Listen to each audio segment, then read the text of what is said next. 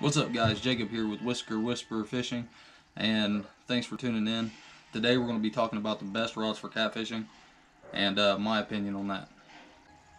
So I'm going to start out with the 3 W's: what, when, and where. So what you're fishing for, so knowing the rod strength that you have. So the first thing I look at is the expected tow capacity for the rod, which is the maximum line that they put on there. So like for instance, 15 to 30 pound test. 30 being what they expect it to be able to be used for. So, you know, if it says 15 to 30, then it should be able to pull in a 30-pound fish, right? Okay, so the first thing I want to point out there is that if you have, most reels have 20 to 25 pounds of drag. That's with ambassadors, that's with some pins, that's with a bunch of reels. All of them have usually 20 to 25 pound drag. That being said, it's safe to use about 30-pound test. Some people like to go heavier, you know, within the 50 to 60-pound range, just because nicks and dings on your lines from drag-in structure on the bottom and stuff like that. They don't want to break off when they actually get the hook set on that good fish, because you never know whenever there's going to be nicks and stuff in your line.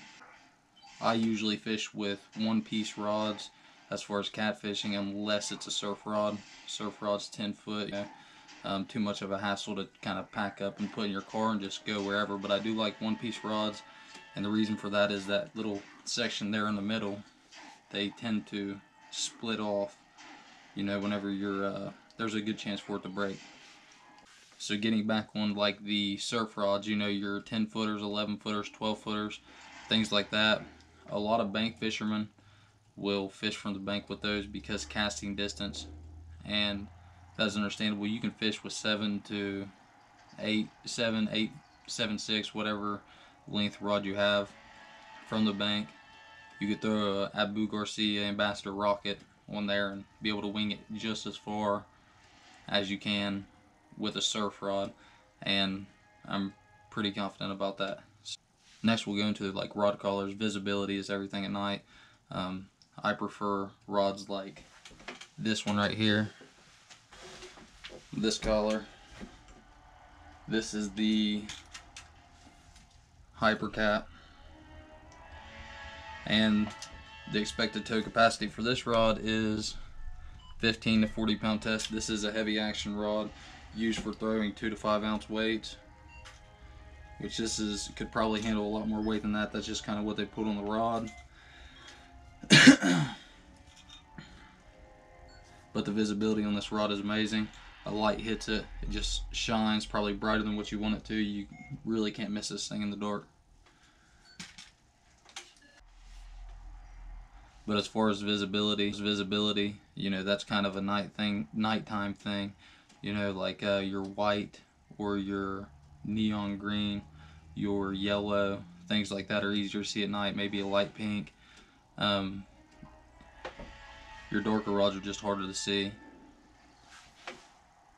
But another rod I like to use as far as visibility, strength, weight, and just overall perception is this one right here. This is the Catfish Ugly Stick. Its expected tow capacity is 15 pound line to 30 pound test. You know, this is a medium heavy rod. It's a solid one piece. This is mainly a fiberglass construction with a plastic tip here at the end, and I'm pretty sure they throw some graphite in here. But normally, if you want to guess, and an easy way to tell, you know, what the blank of the rod is the weight. A graphite's much lighter, and this rod has a little bit of weight to it. Not a whole lot, but a little bit for medium heavy. Okay, so next we're going to talk about guides. Right at what I have here, this is the Warriorcat.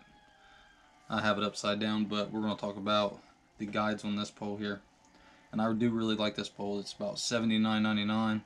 This is the medium heavy, and I've used these a lot this year. Caught some really nice fish on it.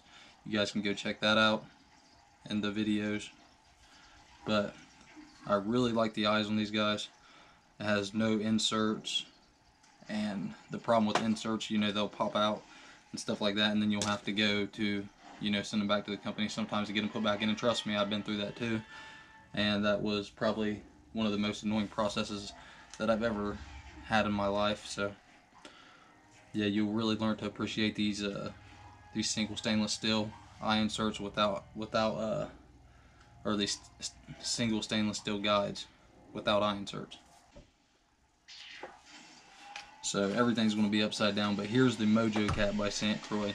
And since we were talking about guides, this one has the inserts, and as you can see, one of them did pop out on me, and it can be kind of expensive to be able to actually get these things back on the road, about 40 bucks. So what I done is I took a little file to the inside of the eye inserts, and that kind of helped me out because it smoothened it out. It's good to go. I'm actually thinking about taking the rest of the eye inserts out so I don't have to deal with that problem anymore.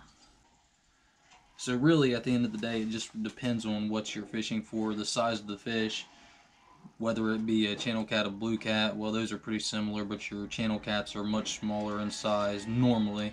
There's some places out there like crazy Lake Erie that has monstrous channel cats that you can catch, and there's other reservoirs and stuff that carry them as well. But if you're going to fish for a heavy duty beauty and really want to tow in a fish without even hardly feeling it's there, or if it's a big monstrous catfish you're chasing, then go with a heavier rod like this. And there's other brand rods out there and stuff, but this is the heavy action, and this thing's stiff as a board, and you can feel the weight of the rod, and it's also got a really nice reel seat in it. But these are a really good rod for fishing for heavy catfish or bigger catfish per se.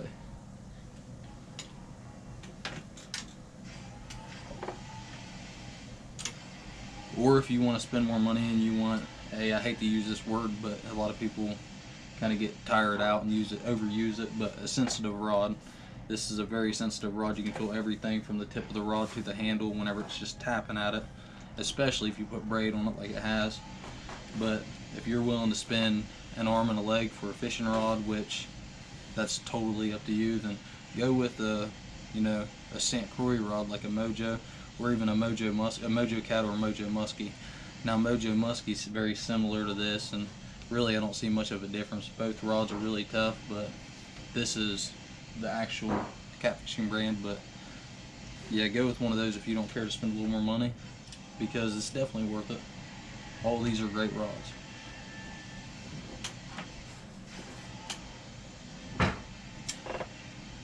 Now if you want a rod that'll bend forever and then have some backbone at the end of it, go with the Warriorcat rod. These rods are freaking amazing to catch big fish on, and I've had some real fun with this rod this year because they will bend, and then they'll bend a little more, and then finally the backbone kicks in, and fish really have trouble handling that. So you guys definitely consider this, give this a shot.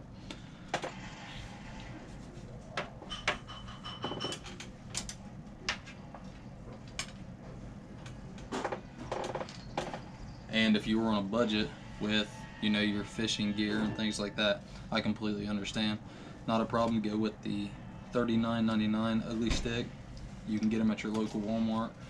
I just actually got this one, and these guys have some pretty decent eyes. They do have eye inserts, but they're not the kind that really pop out, so you don't really have to worry about that. But this is used for medium to heavy fishing. So I mean, you can, like I said, so a reel can hold 20 to 25 pounds of drag on normal. So this rod's used to hold 30-pound fish. So you shouldn't, if you play it right, then you should tote in just about anything with this, as long as you put the right line on your pole and you have the right reel. Well, if you guys enjoyed this video, give it a thumbs up, and don't forget to click that subscribe button. I'll bring more videos to you. Let me know what you guys think down in the comments, and if you got anything to add to it, just leave that there too, and I'll reply to what I can and give other people some intel on what's going on in the catfishing world. Hope this video really helps you out, and thanks for watching, guys. We'll see you on the water next time.